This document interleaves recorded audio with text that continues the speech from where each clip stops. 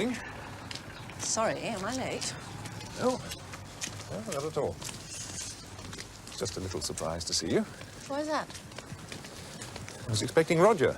Yeah, you know, damn well he could have sent anyone to cover this. Except his wife, perhaps? Nonsense, Andrew. I do more prison visits and court work than any of his clerks. Meant this particular case, Helen. He's volunteered.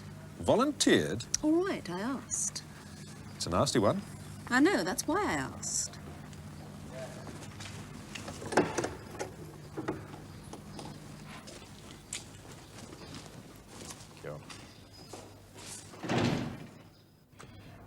You don't believe me.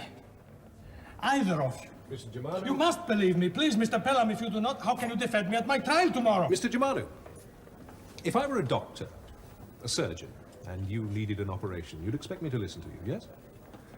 Would you trust me as a surgeon if I then said to you, right, Mr. Germanou, if you want a kidney taken out, I'll get on with it right away? You wouldn't, would you? You'd expect me to examine you in detail, to question you, to ensure that no mistake was made. Belief doesn't come into it, does it? I'm sorry, you are right. Mr. Pelham knows how to explain things to me. He is Queen's counsel, like Mr. Lang promised me. Perhaps if he had done my application for a bail, he could have gone to the Queen when the judge refused. It has been so difficult for my wife and children. They speak no English. Mr. Germanou, we've been through all this. We did our best, and your wife and children are all right. Under the circumstances, no judge would have granted bail. Is it the same judge tomorrow? Probably. He didn't like me, this judge. I could see in his eyes he did not believe that I came back from Cyprus to prove my innocence. Why else would I come? Who was it? Barnes Ritchie, I think. No, Barnes Ritchie wouldn't like you, I'm afraid. To him, a woman is hallowed ground, even in marriage. Tell me honestly, if the verdict is guilty, will I go to prison? I'm afraid there's no doubt about that, Mr. Germanou. 3, perhaps even 4 years. I depend on you. Please, for the sake of my family, please make the best defense for me. Right, let's get back to it, shall we? Now, from the moment you got into the car, how long was it before you stopped and had intercourse? Half an hour? A bit longer, perhaps. Not long, anyway. Now, you must have been getting on famously to charm the pants off her in that time. At 2 o'clock on a Monday morning? What did you talk about? Did you ask her name, where she worked, perhaps? After all this time, how can I know now? Captain Casanova remembered his conquest, Mr. Germanou, and this one was a bit unusual. Perhaps, but it was more than 5 years ago. Please think. Didn't the police ask you these questions? The police. They never... Oh, wait, maybe I do remember. Yes, I think she said she liked music. Yes, because she turned on the radio. We talked about dancing. Any music in particular? Had she been dancing that night? I don't remember. What about the boyfriend? Did she mention him? Afterwards. She was worried about him finding out. That is why at first she would not agree to see me again. And she was still friendly, though? All the time she was friendly, before and afterwards. She was a very nice, very sweet girl. What else? Before is the important thing. The car. I know she was interested in the car because it had lots of special instruments on the what do you call it? The dashboard? Yes, that's what she called it. It was a new word to me. She had to explain what it meant, and I explained the instruments. Mm-hmm. That's when she switched on the radio.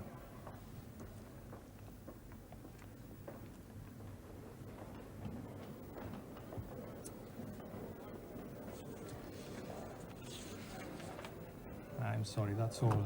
Never mind.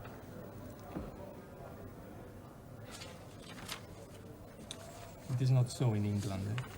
You think that English girls do not make love straight away. I think it would depend on the circumstances. These are not particularly favorable.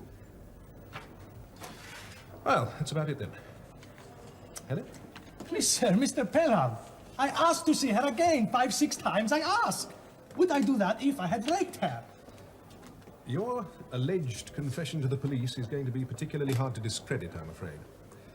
Now, did you say anything like, I'm sorry, I should not have made her do it at any time? No! You're just like them, you don't believe me. Look, I tell you, I don't know what I said. They took my clothes, and for hours I was naked. Then I had only a blanket. They called me names. Greek bastard, dirty foreign. They spit at me just like here in this prison. They said they will make sure I go to prison for 10 years. For 2 days, I drink only a glass of water. They give me nothing.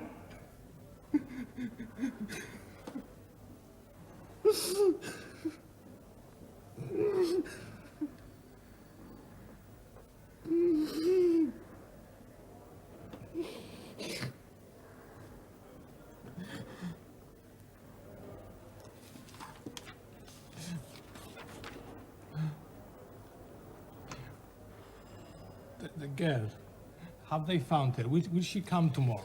We assume so, yes. We know nothing about her, of course. Probably married with kids by now, which won't help us much. Doesn't help, of course, that not only does she claim that she was a virgin, but the doctor's evidence confirms it. Or rather, indicates, is I think the word the doctor actually used. What makes you so sure that she wasn't a virgin? It is impossible a man can tell such things. Why does she hate me so much?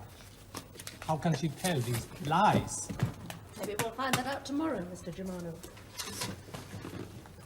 Goodbye, Mr. Germanou. Oh. Goodbye. Thank you.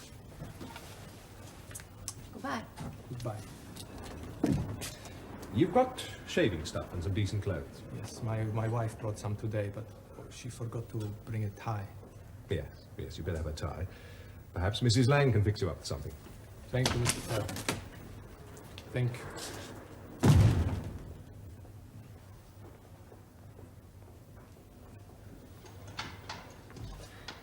So, what are the points in his favour?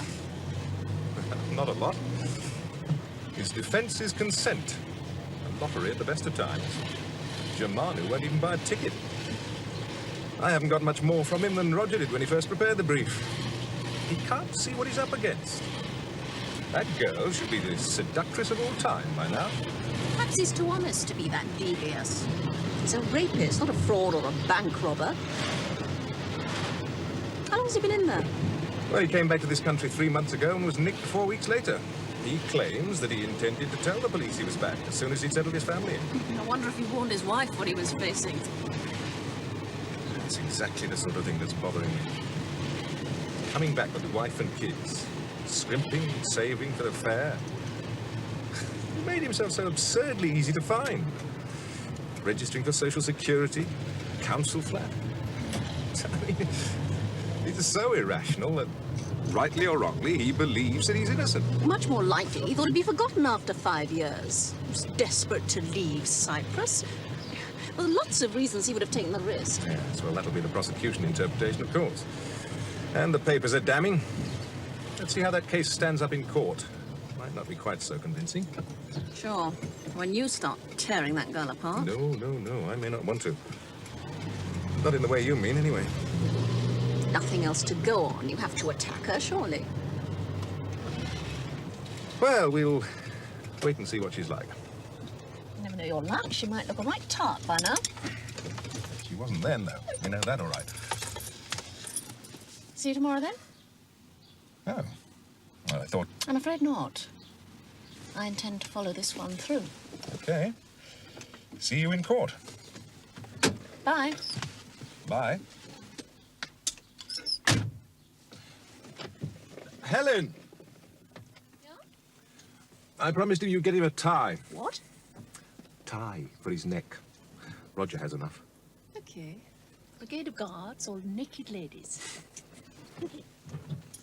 So sometimes I expect my instructing solicitor himself to show up. He's hardly given me a brief at all. Suddenly up pops Helen as though she's on some kind of crusade. Well, it's not on. She's always out on cases, Andrew. Why are you so worried this time? There are some occasions when Helen Lang does not enter into the spirit of defending, and this is most certainly one of them. You think she was working for the prosecution? She's much too sensible for that. Don't be silly. She forced Roger to let her handle this, I'm sure. The least he could have done was warn me. Handle what? I don't even know what trial you're on today. What? I thought I told you last night. Darling, where is the number for the garage? On the pad in the hall.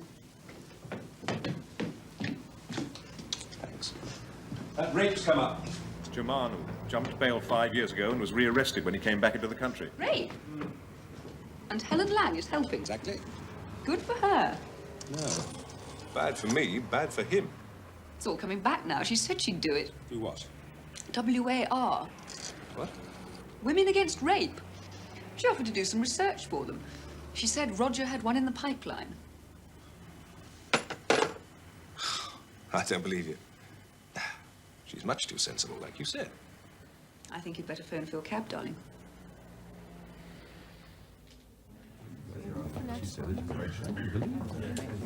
Hello, Andrew. Hello, John. Better get a move on. Your defence is consent, I suppose. No dispute on identity. Consent. Let's go here.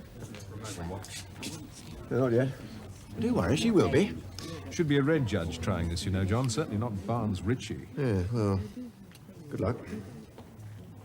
I imagine they'll have brought Germanou up by now. I'll catch him behind the dock. What's your tie?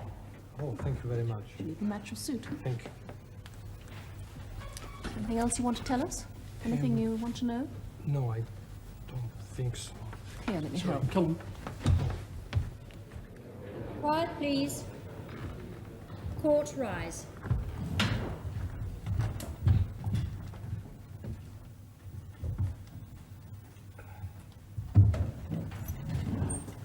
Put up Christodoulou, Janice Germanou.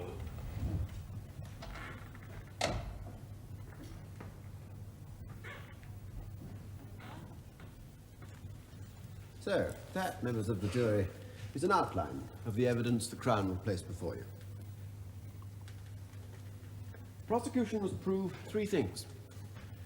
That the defendant had sexual intercourse with the woman, that the act occurred without her consent, and that the man intended to have sexual intercourse.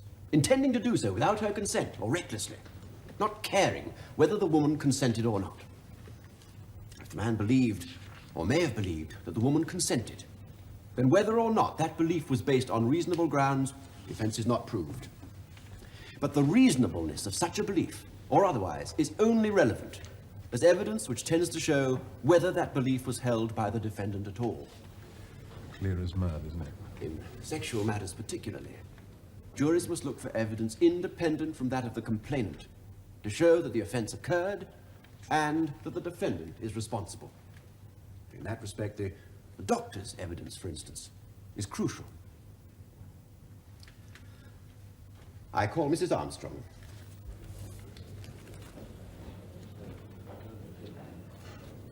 She married the boyfriend.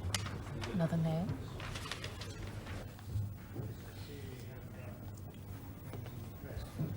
Mrs. Armstrong. Don't worry. Nor may the defendant's name be published, unless or until he is convicted.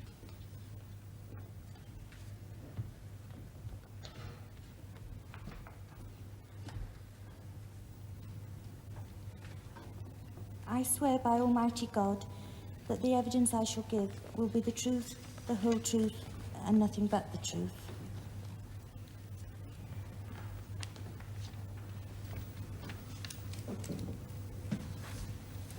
Please tell His Honour and the jury where you were on the evening of Sunday, the 17th of February in 1974. I was with my boyfriend, well, now my husband actually, at his flat in Hammersmith, in London. Was that flat on King Street?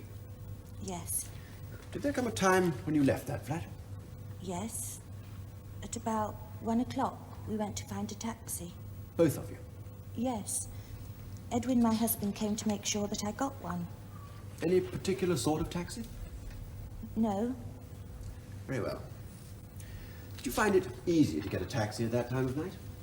no. We had to walk up to Hammersmith Broadway. Did you find one there?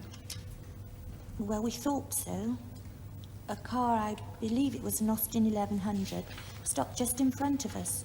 You hailed it? No, Edwin did. Go on, Mrs. Armstrong. Please tell us what happened. Well, the driver opened the door, and we went over to the car. He leant across the seat, it was the passenger door, and said cab. He said cab. Go on. He definitely said cab. Yes, And do you see the driver in the court today? yes. That man there. Yes. Go on. Well, I wasn't at all happy about using it, and I said so to my boyfriend. And he said it would be all right, so I got in. Edwin told the driver I wanted to go to Wimbledon. Did the driver have to push the front seat If you forward? would mind in order- not leading. Yes, I heard you, Mr. Pelham. Mr. Helps. I apologize, Your Very Honor. naughty of John Helps. He's usually pretty Where fair. did you sit in the car? Germanou, see what he wants, will you? The driver had to push the front passenger seat forward so that I could get in. How many doors did the car have? Two. I just remembered something. I don't know how I could forget. But on the way back, afterwards, we came to a police car. It must have broken down. They were pushing it. I like to help when people are in trouble, so I slowed down and I say to this girl, shall we help push? But she said no, it was already too late. So I drove on. Are you sure? Yes, I am sure. It helps. Well, yes. We could check it 5 years ago. I just sat in the car and waited. Apparently he saw a police car. I knew the route well and became concerned when he began to go out of the way. I can hardly see her confirming this, even if I do put it to her. And then I got a bit hysterical, I suppose. I began to cry. I asked him to stop, but he carried on driving. Did he say anything to you? No. No, I can't remember. Where did he eventually stop? I don't know exactly. It was a dark wooded area. No houses or anything like that. Now, tell the jury what happened after that. Take it as slowly as you like, and I'll try not to interrupt you. Would you like to sit down, Mrs. Armstrong? No. No, thank you. Very well. Go on. Well, after a few minutes, he got into the back with me. I'd stopped crying, but I was really frightened. I think I began to shout. I must have, in fact, because he put his hand over my mouth as I tried to get out of the car. He pulled me back and began to touch me on my breasts. I struggled, of course, but he said he'd kill me if I didn't do what he wanted. He said he'd kill me if I didn't do what he wanted. Go on. I pleaded with him not to let me go. And then he began to pull my skirt up. Stop there a minute. Did he say anything else to you at this stage? Yes. Yes, he did. He said something like, just give me 5 minutes and I'll take you home. But you said he began to pull your skirt up. Did he do anything to his own clothes? Well, it was obvious what he wanted, and I wanted to stay alive. I thought he might really kill me, so I told him to get it over with.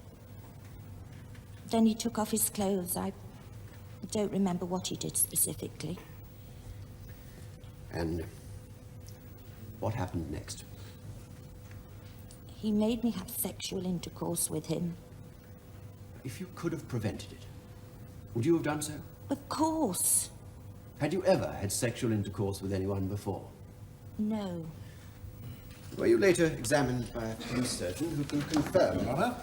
Yes, Mr. Pelham. This witness may not give evidence on behalf of another, Mr. Helps. Of course, Your Honor. I was forgetting. Though my learned friend has his own name always in mind.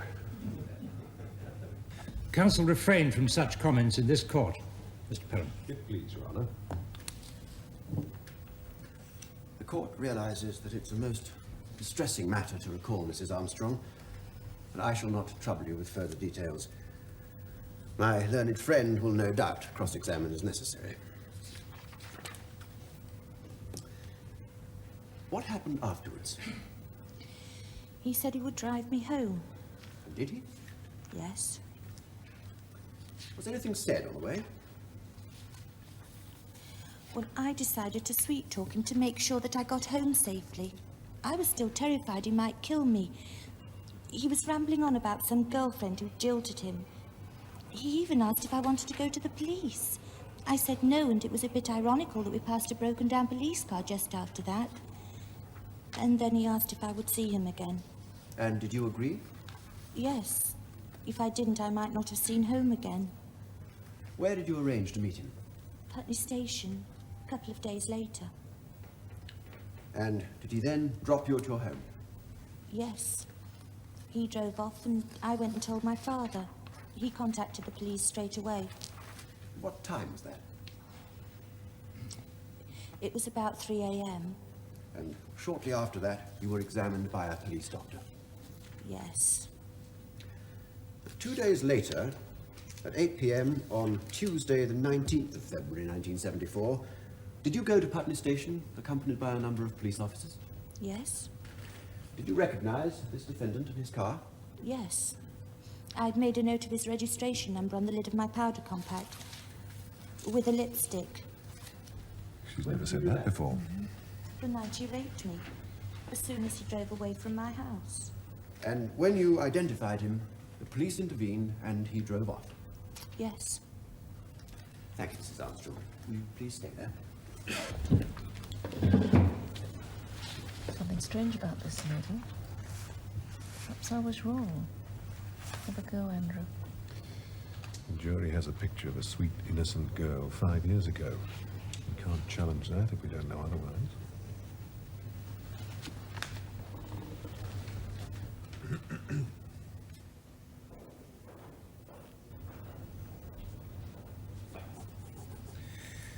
Yes, Mr. Pelham.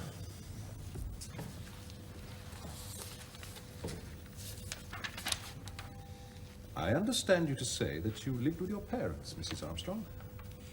Just with my father. My parents were divorced. Your father died last year. Yes. What was your father like, Mrs. Armstrong? I mean, did he expect you to be home by any particular time at night? Oh, yes. He always insisted I was home by midnight. Otherwise I'd get into trouble.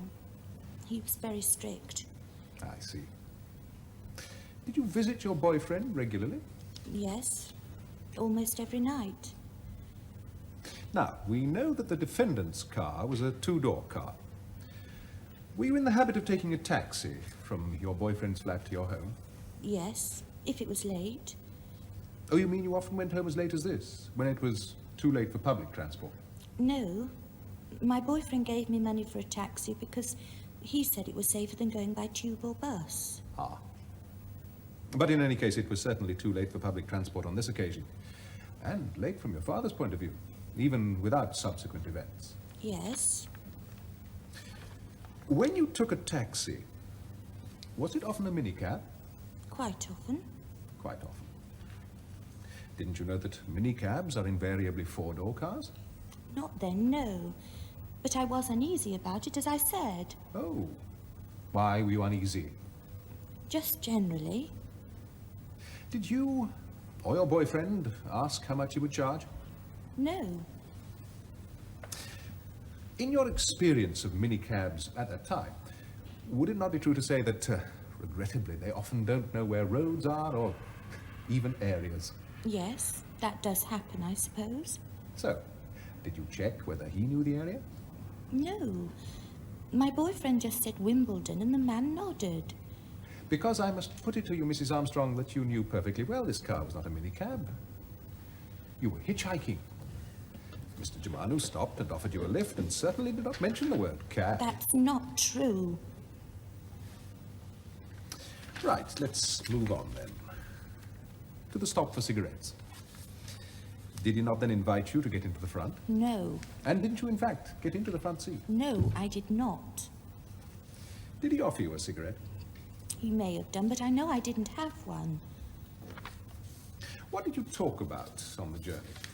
We didn't talk about anything. I just sat in the back in silence. I suggest that you were, in fact, in the front and that you were chatting in a very friendly way. No. You discussed all sorts of things. Did you not say that you liked music, dancing? No. You talked about holidays, didn't you? About Cyprus. No way. Now, the car.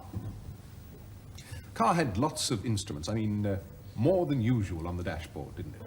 I think it did, actually, yes. Did seem to have a lot of knobs and things. And when you used the word dashboard, he asked you what it meant because he'd never heard it before. That's rubbish. You were very interested in the instruments. You talked about them and you switched on the radio. No. What about him? Didn't he say anything? Not that I remember, no. Do you mean to say that he didn't even tell you that he'd just finished work? I don't think so. And he didn't even try to chat you up, as it were? No. You say that you became concerned when he began to go out of the way. Yes. But you haven't told us whether he knew your address yet. No one's asked me. When did you tell him? Before then, of course. But I don't remember at exactly which point. While you were sitting in the back of the car in silence, no doubt. Save your comments for your closing speech, Mr. Pelham. Then, did Mr. Germanou suggest going for a drive? He suggested no such thing. And in accord with the friendly spirit between you, did you not agree to go for a drive? No. And there was no friendly spirit, as you call it. Now, eventually, the car came to be parked. You've told us it was dark. How well could you see? I mean, was the interior light on, for instance? No. You couldn't see very well. You said he got into the back with you within a few minutes. What happened in those few minutes? That was a figure of speech, really. It was 2 minutes at the most. Very well. 2 minutes. Very significant 2 minutes in your life. What happened? I don't know. I was petrified. I didn't make notes. I appreciate that. Did either of you say anything? I think perhaps I said don't or something like that. Don't? What? Just don't. It was clear enough what he wanted to do. And he said, just give me 5 minutes. Yes, That's all? I think so. And you just sat there. Petrified. Was it then that you suggested getting into the back because there was more room? No, You had to get out of the car to get into the back, didn't you? I did not get out of the car at all. Remember saying that you didn't have too much time? That No. You didn't want to be too late? No. Did you remove your own clothes? Yes. And then you had sexual intercourse. And it was of your own free will, wasn't it, Mrs. Armstrong? No. When you said you struggled, did you struggle hard? Most certainly I did. Until he threatened to kill me. Are you sure he said that? It's not the sort of thing you forget. But no clothes torn in the struggle? No. No injuries to either of you? No. You arrived home fully dressed? Yes. Just one more thing I'd like to ask about that. Did you tell him you were a virgin? Not exactly, no. On the way home, you said... Are we moving on in time, Mr. Pelham? Yes, Your Honour. Then perhaps we could have a short break. I'm sure Mrs. Armstrong would like a rest. Certainly, Your Honour. 5 minutes, then. Port rise.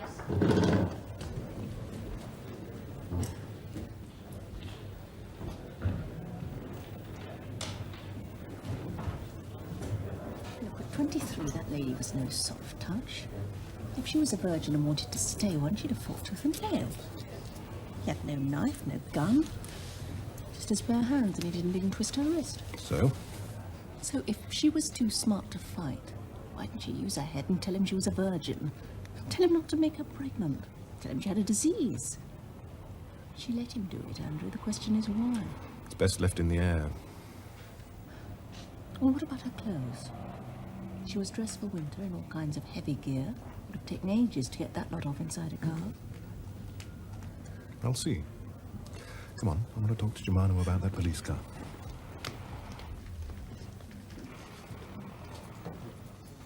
You told us that you didn't tell him you were a virgin. Not exactly. words you used. What did you mean by that? I was confused. I'm sure I didn't tell him. You didn't? Why not? Might have deterred him, surely. Gained some time, his sympathy, perhaps? I didn't think. I was too frightened. He didn't strike me as sympathetic anyway. Yes. You were a virgin, though? Yes. If you'd not cooperated by undressing yourself, do you not think you could have used the confines of the car, a small car, to complicate matters to the extent that he might have given up his attempt? No. He was very determined. Were you wearing tights? Yes. Winter clothes? Coat, Yes. jacket, boots, and so on? Yes. Tight-fitting boots, were they? Yes. Now, on the way home, you said that he asked if you wanted to go to the police, and then you passed a police car which was broken down. Yes. Didn't Mr. Germanou suggest stopping to help the policeman push it? No. And didn't he, in fact, slow down until you insisted that you were worried about being late? That's a lie. Because I put it to you, Mrs. Armstrong, that it's the truth. And if so, it would have been the ideal opportunity for you to seek the safety you so desperately wanted, wouldn't it? Perhaps. But he didn't say anything like it. I've nearly finished, Mrs. Armstrong. You got home safely, anyway. And you agreed to see him again. I think it was at about 3 a.m., I think you said. He drove off, and what did you do then? Rush up to the front door and ring like hell? No. I had a key. But I didn't use it. I think I got in through the side window. You got in through the side window. Why? I don't honestly know now. Your father was in. Yes, he was asleep. It didn't occur to me to ring the bell. You were going to wake him. Yes, I did so straight away. Thank you, Mrs. Armstrong. Mrs. Armstrong, did you come here to this court after 5 years to tell lies? No, I did not. No.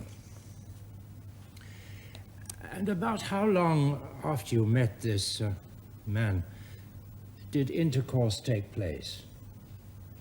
Half an hour, 45 minutes. Yes. Thank you very much, Mrs. Armstrong. I have no re-examination. May the witness be released, Your Honor. Yes, of course. My next witness is Dr. Judith French.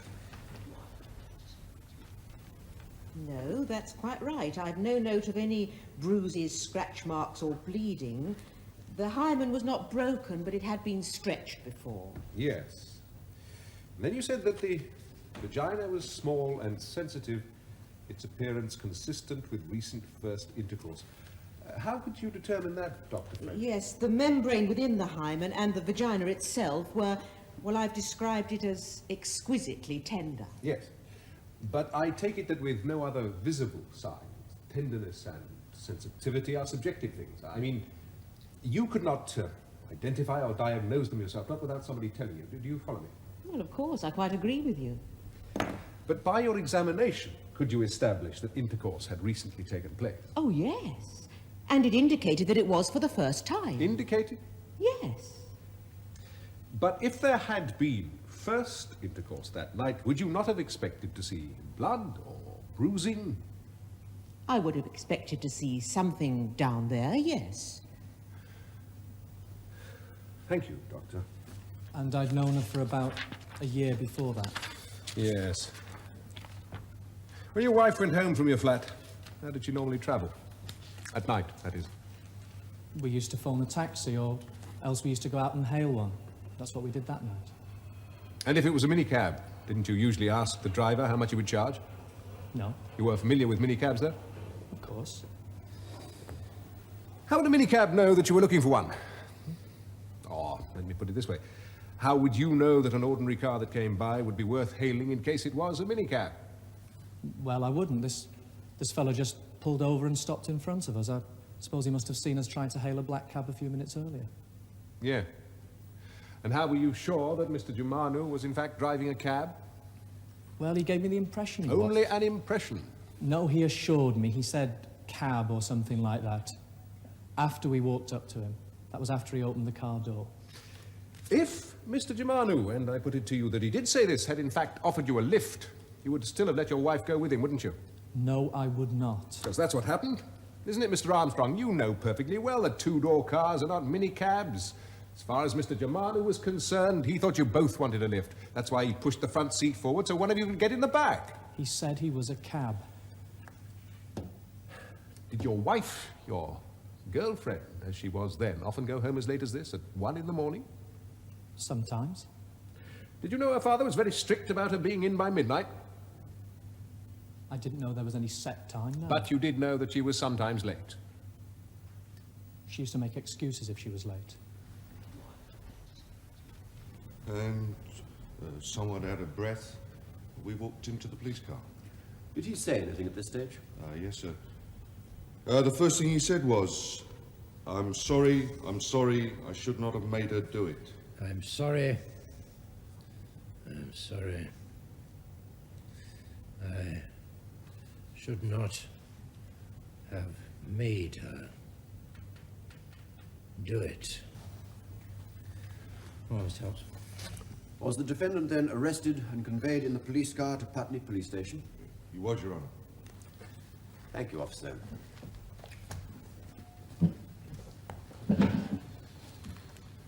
I'm sorry I should not have made her do it. You sure that was the first thing he said? And that he used those exact words? Yes, sir. But that was all he said, in fact. I see. Was anything said to him? No, sir. Not at that stage. As I said, we're all a bit out of breath from the struggle. Yes, I was coming to that. Not Mr. Germanou, though. He wasn't out of breath. Well, I suppose he was. And he still managed to get that out as the very first thing that he said. Yes, sir.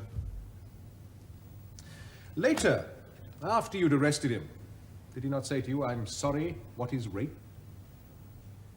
Yes, sir.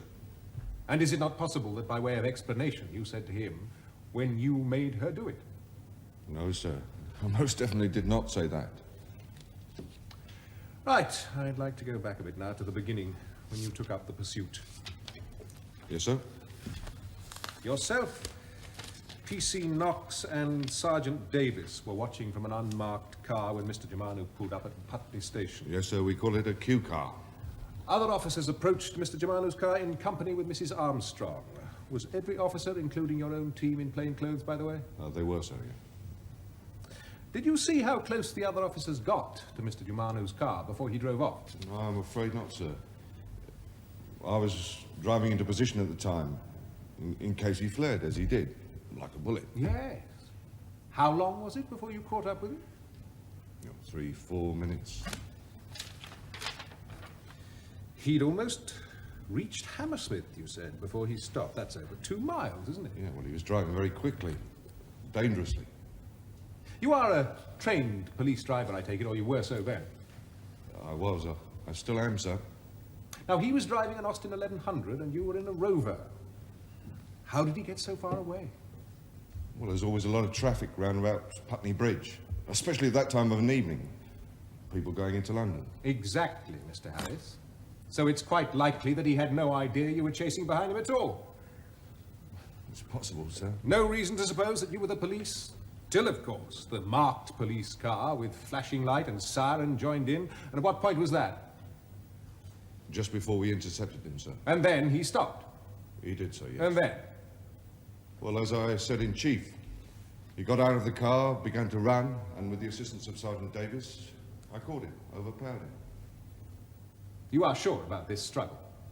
Indeed I am, sir. I particularly remember having to drag him to the ground and hold him round the neck. Thank you, P.C. Harris. Quite sure. He was overpowered by myself and Sergeant Davis. Both of us grabbed him and we all fell to the ground. And what about P.C. Harris? He was driving the Q car, so the sergeant and me were out first. I see Your Honour looking at the clock. If it would be convenient to break for lunch now, I have only one more question to put to this witness. I'm sorry I should not have made her do it. The words Mr. Germanou is alleged to have said. Are you sure, P.C. Knox, that they are the very first words that he uttered? Yes, sir. Thank you, officer. Court rise.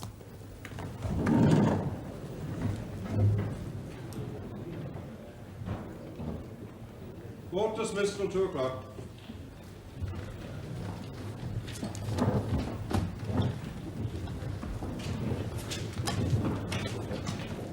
Lunch?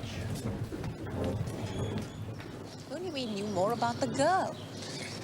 Yes, but it's dangerous fishing around blind, Helen. One question too many and she could have come up with a better answer. Or just repeated that she was too frightened. That's always a good line, you know. Suppose so.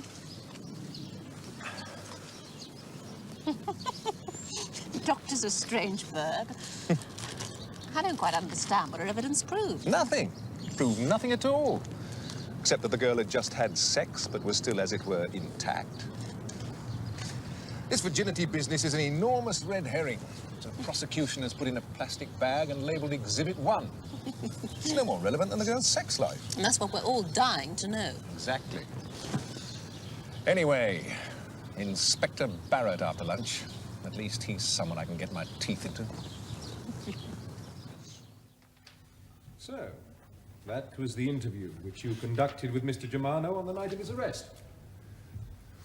Not much to it, is there, Inspector? A clear-cut confession, if I may say so, sir. Oh, very clear-cut. But by that clock, how long has it taken us to go through it just now, word for word? 3 minutes. And how long, according to your notebook, were you with him in the cell? An hour and 20 minutes. How do you account for that? Well, Your Honour, it went a lot more slowly than that. Repeating things, pauses and the like. I recall that his English wasn't very good at all. Really? Very well. Let's double it for repetitions. That makes 6 minutes. Let's double it again for pauses, 12 minutes. Let's even double it again because he's Greek. How long is that, Inspector Barrett? 24 minutes, sir. And there's still almost an hour left. Did anything else happen? Well, there was some general conversation, sir. And tea. And tea. You didn't record the general conversation, did you? No, Your Honour. Well, something must have happened, Inspector. And something was certainly said. You abused him, didn't you? Pardon? You called him names. No, sir. Called him a dirty Greek bastard, amongst other things. Definitely not, sir. Pushed him about a bit, didn't you? No, sir.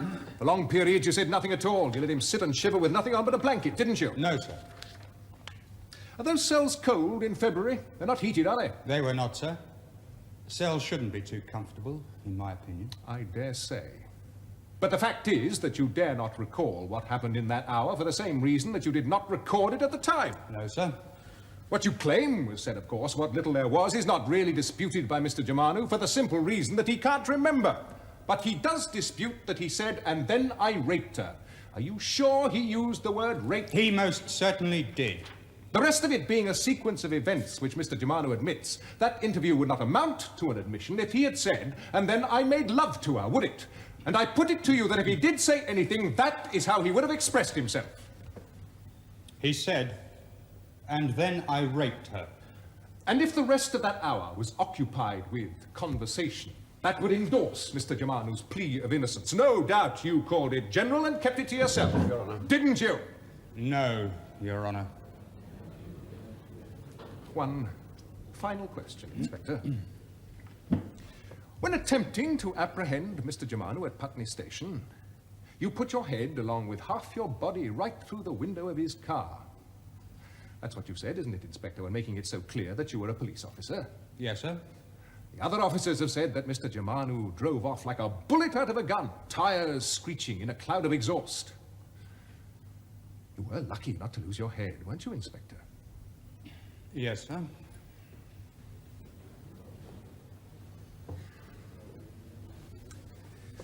Luckier for all if he had. I have no re-examination, Your Honour. May the witness be released. Yes. Thank you very much, Inspector. That is the case for the prosecution, Your Honour.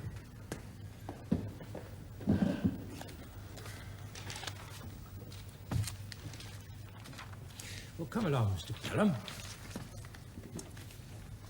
I call Mr. Germanou.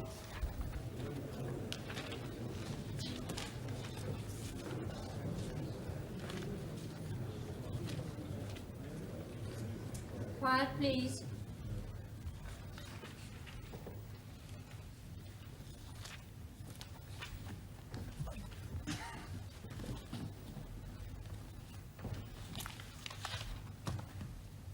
I swear by Almighty God that the evidence I shall give shall be the truth, the whole truth, and nothing but the truth.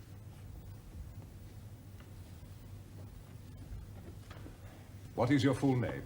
Christodoulou Yannis Germanou. I'm afraid you'll have to speak a good deal louder if we're going to hear you, Mr. Germanou. Christodoulou Yannis Germanou.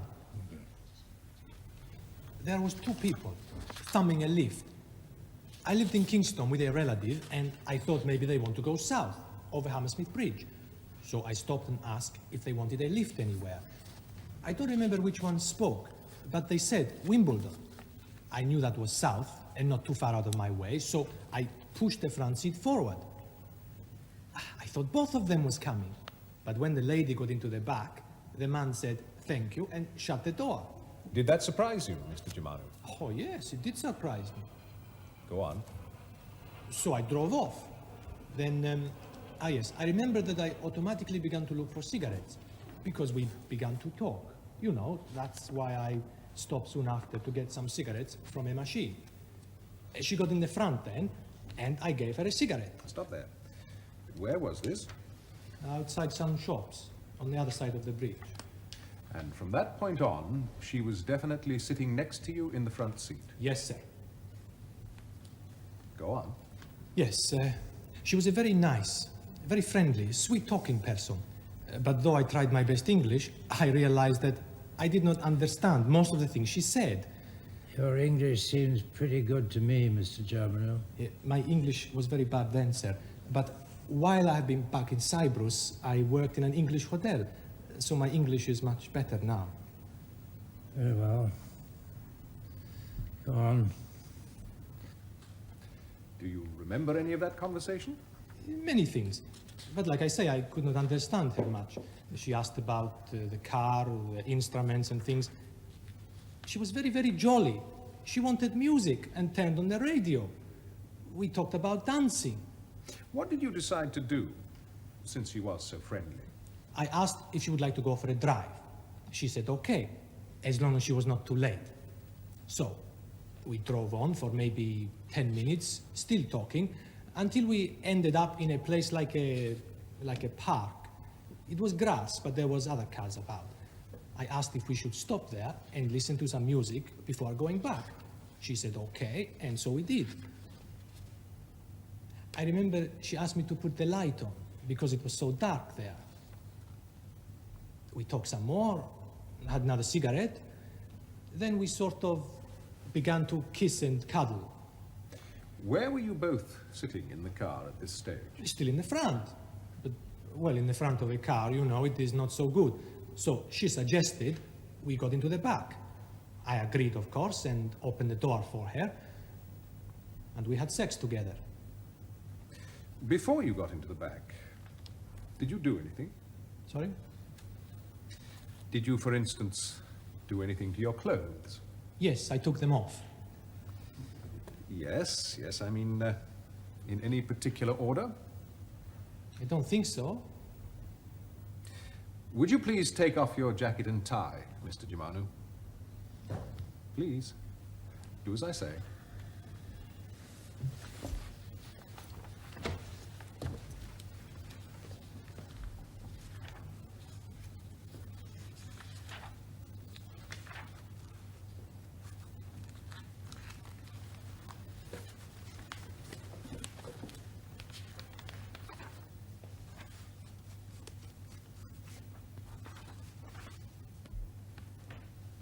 Thank you. It's all right. You can leave it undone. Do you always knot your tie in that way? Yes. Did you do so that day? Yes. And then you got into the back and had intercourse? Yes, sir. Did you threaten her at all? No, sir. She wanted to make love. Did you say that you would kill her if she didn't? No. No. Did she struggle? No, sir. Afterwards, after you made love, what happened then? Was she still friendly? She was very friendly. We got dressed and had another cigarette, but soon she said she must go or she would get into trouble. So we got back into the car front and I started the car. Just to go back a little, when you made love, was it for a long time or was it very quick? You understand me? Yes, yes, I understand. But it was not long, hardly a few minutes. So there wasn't any difficulty? I mean, was there a problem because she was a virgin, for instance? No, she was not a virgin. A man can tell such things. So, was there any reason that it did not take long? Well, I don't know how to say, because we had nothing, you know, so she did not have any babies. Go on. I withdrew, pulled back like she asked me. It was almost straight away. And how were things between you as you were driving home? Very good. Better even. We talked a lot. She was a very nice, understanding sort of person. I kept asking her to see me again, but she worried a little about her boyfriend, I think. At first she said no, but at last she agreed to see me at Putney Station a couple of days later. Then I went home. You've heard the evidence of the police officers. When you eventually went to meet her at the station in your car, the police say that they approached you and spoke to you. Is that right? No, honest to God, they did not speak to me. I just drove off because these men looked so angry when they ran towards me. I saw her, and I thought they were friends of her boyfriend. And did you stop when you realized it was the police chasing you? Oh, yes. Did you try to run away? I had no chance to do anything. They was just pulling me through the car window like a rag doll. Did you say anything? The only thing I said was, why? Why? What's happening? I kept saying that all the time until they took me to the police station. I shall take this very shortly now. Did you at any stage, before, at the police station, or at any time later, say that you had raped Mrs. Armstrong? No, never. I told the truth about everything that happened. Finally, Mr. Germanou, you were committed for trial at this court. Will you please explain to His Honour and to the jury how you came to return to Cyprus whilst on bail, and why? I received a telegram, sir, from my younger sister. My father and elder brother were killed in a car crash in Cyprus. I know it was wrong to leave, but my family was more important to me. Was it also the case that as the only man in the family, your mother and sisters became entirely dependent on you? Yes. My mother was ill, and it is the custom for the man to look after his sisters who are not married. Until they marry? Yes. The last one was married 2 years ago. Did you intend to come back to this country? Oh, yes. But there was two problems. Firstly, I was a Greek living in the Turkish part of Cyprus. And secondly, I had to save enough money to bring my wife and children over. And did you return to England with your wife and children some 3 months ago? Yes. And under your own name? Yes.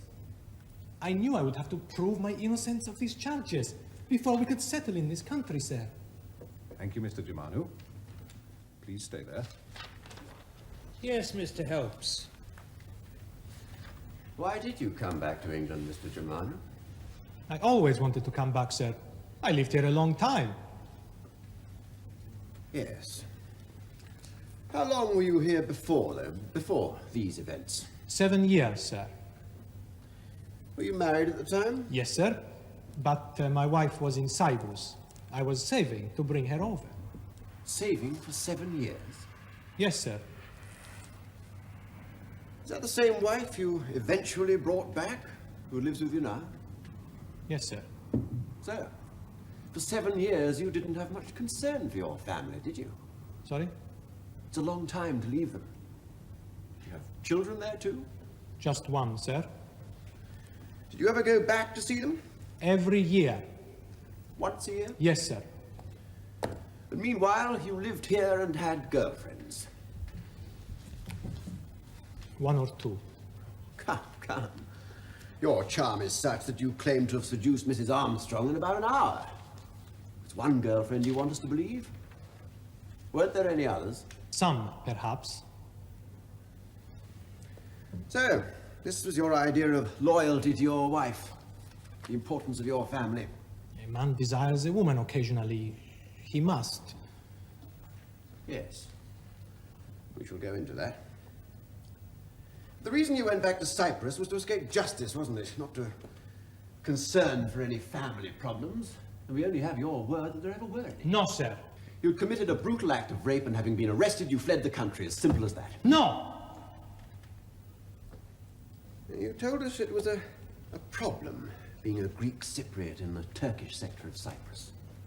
Yes, sir. And yet the two sectors weren't partitioned at that time, were they? No. Fighting broke out later, in July of that year, didn't it? Yes. And you were trapped in the wrong sector. Yes. It was a problem, as you told us.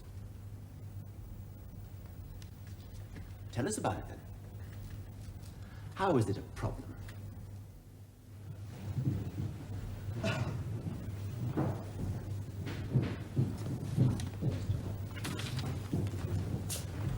Must be glad that's over.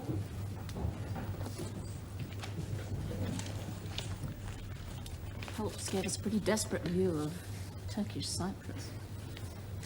So no doubt England, even for a wanted man, must seem like a paradise, Mr. Germanou. Judge loved it too. Did you see his face? I expect it helps to milk that. He did it well, and the rest. I've defended in cases that sicken and horrify me, you know that, Jan. But this isn't some gangbang virgin left to crawl home naked. Yes, I know. Rape is an obscene personal violation. But then, procreation can sometimes be pretty aggressive. It's a force difficult to control. I mean, can we really legislate for every single thought that goes on in a person's mind? So there's no answer? No. No, not every time.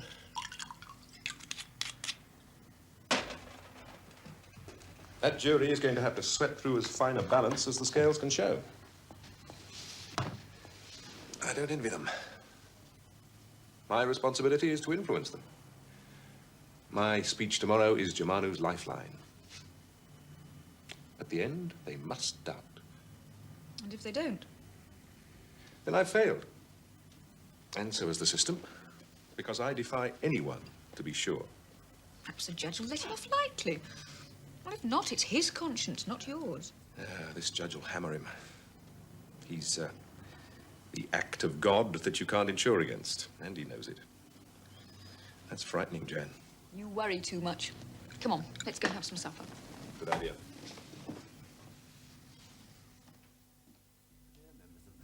The defense is clutching at straws, probing discrepancies which, if they exist at all, exist only because of the 5 years it's taken to bring this man to justice. I put it to you that there is ample evidence for you to convict him today. Burden of proof rests with the prosecution to prove its case beyond any doubt. In this case, members of the jury, there can be no doubt. Mr. Pelham.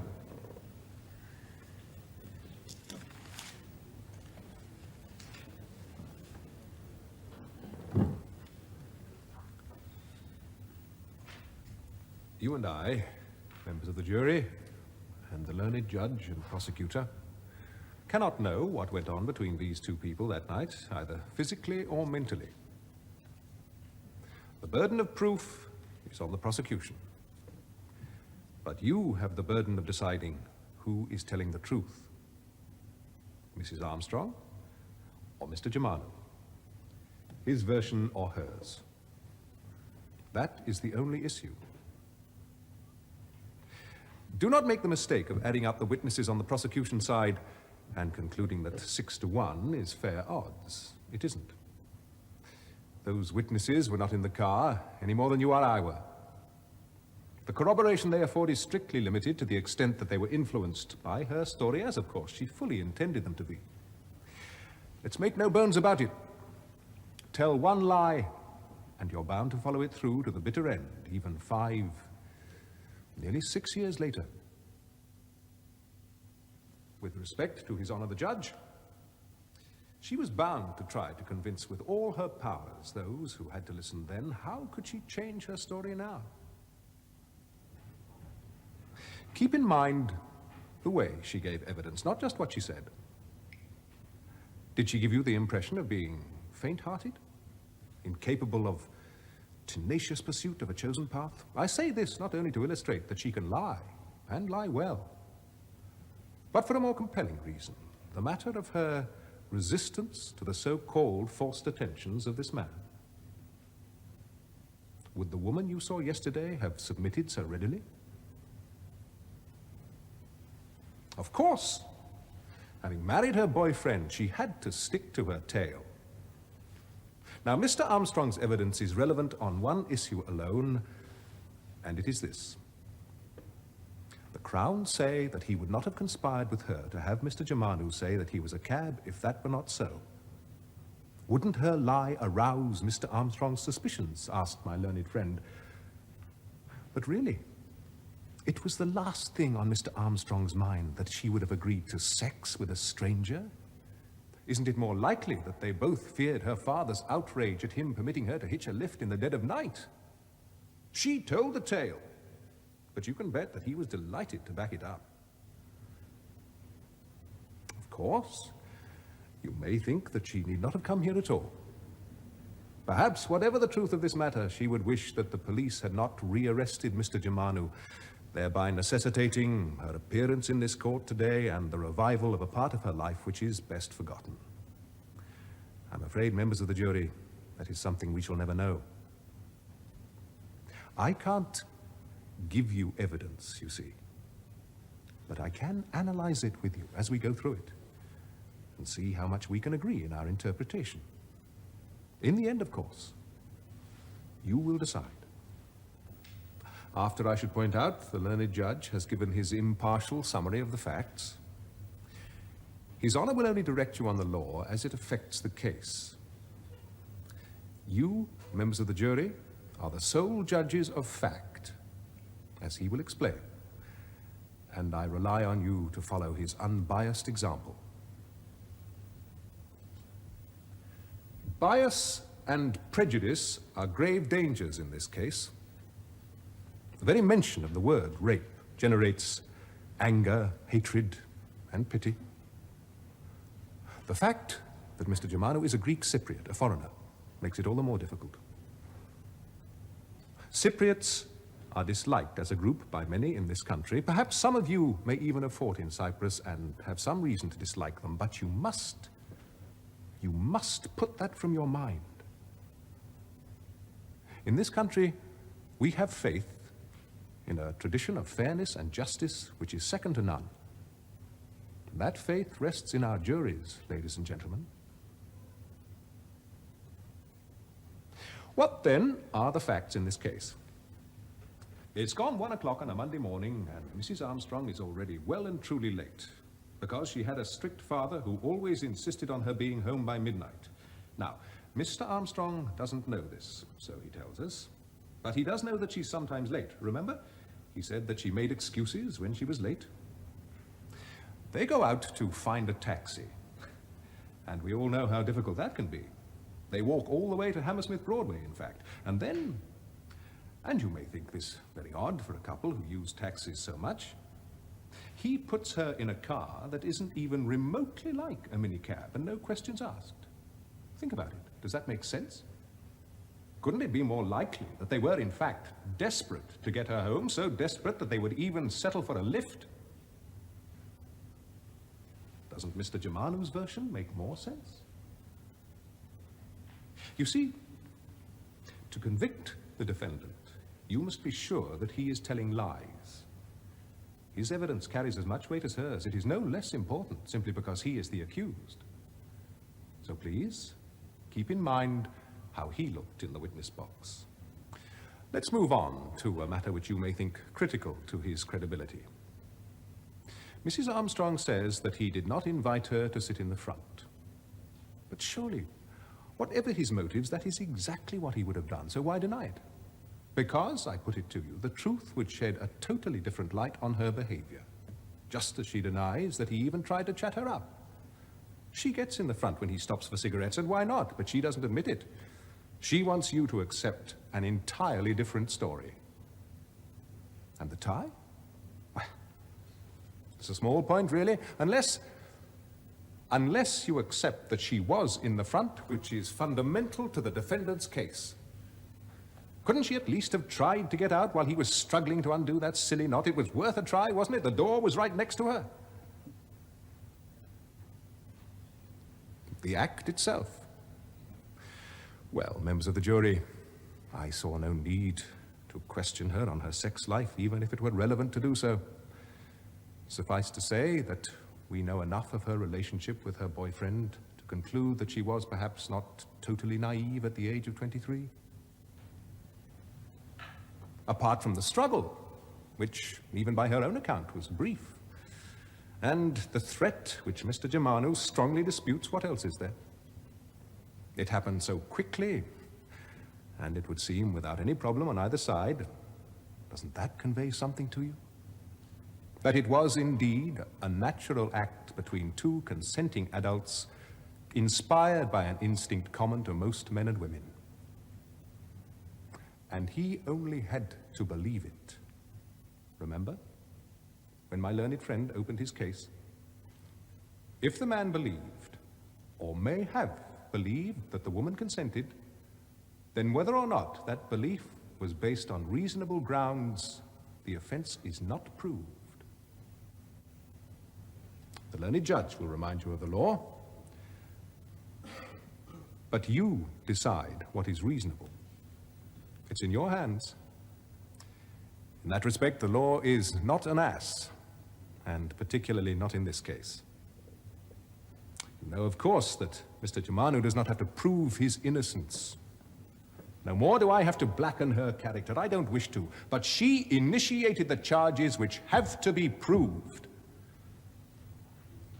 And don't you think, members of the jury, that there is too much we don't know for the prosecution to prove anything at all, let alone with the certainty that is required to convict?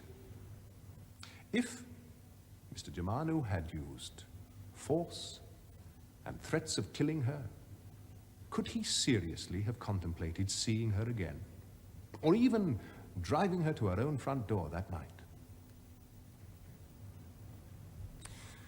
She got in through a side window. Habit? Afraid of waking her father? Because she hadn't yet decided that she had been raped, until, perhaps, she was met by her father's anger on her late return, and she responded in bitter regret and in fear, without even thinking of the consequences. We don't know how she put it to her father, or to what extent he may have taken it out of her hands. I'm sorry, I should not have made her do it. That admission, that single sentence that the police relied upon, just does not ring true. From their point of view, it must have been too good to be true. There had only been a fleeting moment for Mrs. Armstrong to identify Mr. Germanou to the police, his hasty departure from Putney Station, remember? Which he explained. This, say the police, is the first thing he said on being stopped. The very first thing. And yet, no response from any officer. Think about that. Wouldn't you expect them to make an immediate note of something so important to them? To say to him, whom do you mean, or when, or what do you mean? There is no record, members of the jury, because he did not make the admission at all, neither as the very first thing nor later. The police had already made up their minds who was in the right. Policemen are human. And don't we all sometimes lie to reinforce what we would like to believe? And that's all I have to say. Save this. Any man convicted of rape faces a long prison sentence. A tragic family bereavement forced Mr. Germanou to return to Cyprus. But nothing, members of the jury, nothing forced him to come back. You need only think when you retire to your room that Mr. Germanou may be telling the truth, and the proper verdict must be not guilty. If you convict, in the months to come, or even 5 years hence, you must not begin to think, I wonder if he was innocent.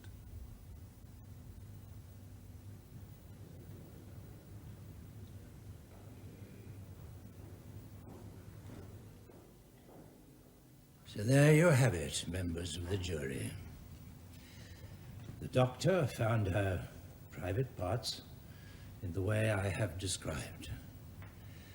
I mention this again in conclusion because you may well agree that the doctor's evidence does provide the critical corroboration which the Crown introduced when opening its case. The defense, of course, would have you believe that the doctor's evidence amounts to nothing. That Mrs. Armstrong was so enamored of Mr. Germanou that she freely sacrificed her virginity to a complete stranger.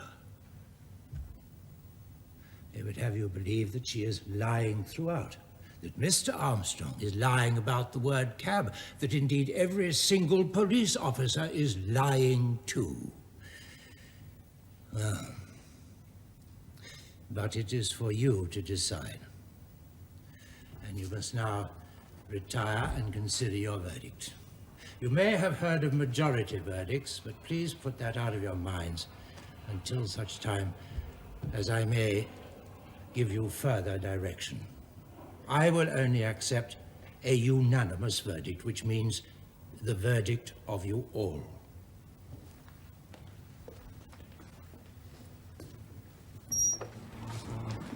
I don't think Barnes Ritchie quite took to your coaching him on his role of impartiality. I know. I thought he was going to have a stroke. That's why I said it twice. He took no notice, though. Oh, rather glossed over his law and consent. It's a surefire appeal if it goes against us. I'll do that bastard yet. Indeed. What a good idea. Come on, John. You can talk to my instructing solicitor now.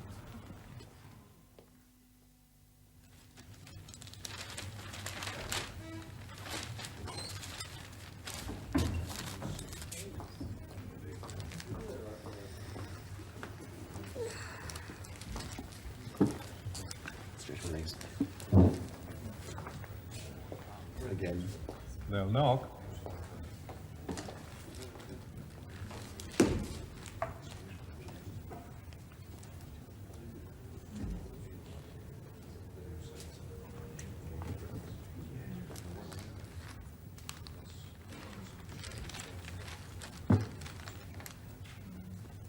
Hung jury.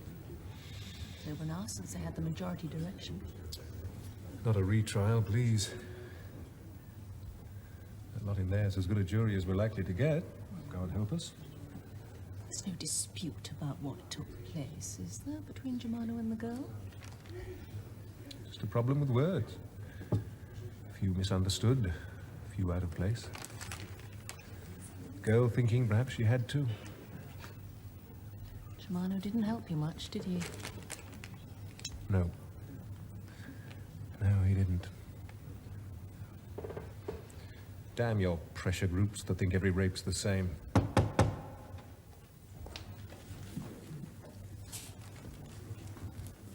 Verdict.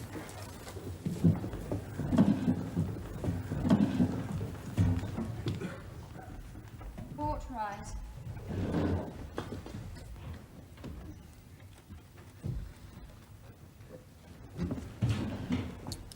3 hours and 19 minutes have elapsed, Your Honour, since the jury first retired to consider their verdict. Yeah. The foreman, please stand. Mr. Foreman, please answer this question either yes or no. Have at least 10 of you agreed on your verdict? Yes. Mr. Foreman, will you please answer guilty or not guilty to my next question? Do you find the prisoner guilty or not guilty of rape? Guilty. I call the officer to give the antecedents, Your Honor. Yes, yes. This trial has been mercifully short. It is only some wonder to me that the jury took so long to decide what is undoubtedly the correct verdict.